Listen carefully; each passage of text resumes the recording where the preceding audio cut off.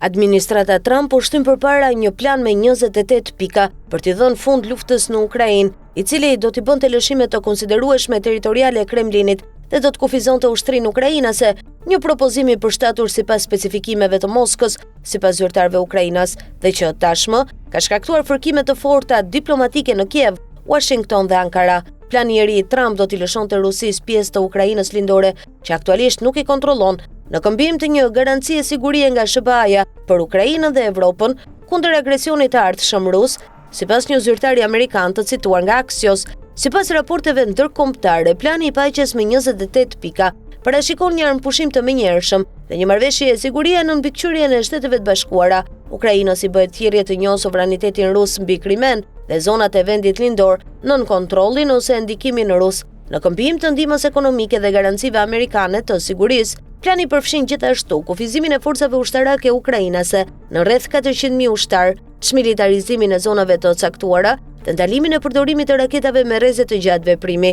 Siç raportohet nga Moscow Times, po merret në konsiderat krijimi një komiteti ndërkombëtar monitorimi, në cilin do të merrnin pjesë vëzhgues amerikan dhe turq. Presidenti i Ukrainës Volodymyr Zelensky tha se vendi i tij është gati për paqe, por jo për dorëzim, duke theksuar se çdo marrëveshje që përfshin humbjen e sovranitetit është e papranueshme. Në një postim në platformën Telegram, ai theksoi se çështja kryesore për të ndaluar gjakderdhjen dhe për të arritur paqe të qëndrueshme është të punojmë në koordinim me gjithë partnerët tanë dhe që leadershipi amerikan të mbetet efektiv dhe i fortë. Zelensky vuri në dukje gjithashtu se vetëm Shtetet e Bashkuara dhe presidenti Donald Trump kanë fuqi të mjaftueshme për t'i dhënë fund kësaj lufte.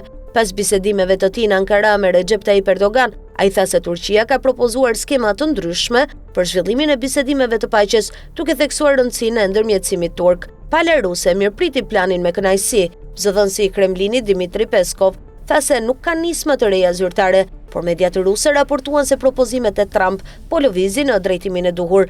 Zyrtarët rusë besojnë se plani përmbush kërkesat strategjike të Moskës, duke siguruar territoret e fituara dhe duke përjashtuar pranimin e Ukrainës në NATO. Në të njëjtën kohë, Moska kërkon të duket e gatshme të angazhohet në dialog, duke e paraqitur planin si një bazë realiste për negociatat e paqes, që do të lejojë stabilizimin e rajonit sipas kushteve që ajo ka imponuar ushtarakisht. Bashkimi Evropian është i kujdesshëm ndaj planit amerikan, duke thënë se asnjë marrëveshje nuk mund të pranohet nëse nuk garanton sovranitetin dhe integritetin territorial të Ukrainës.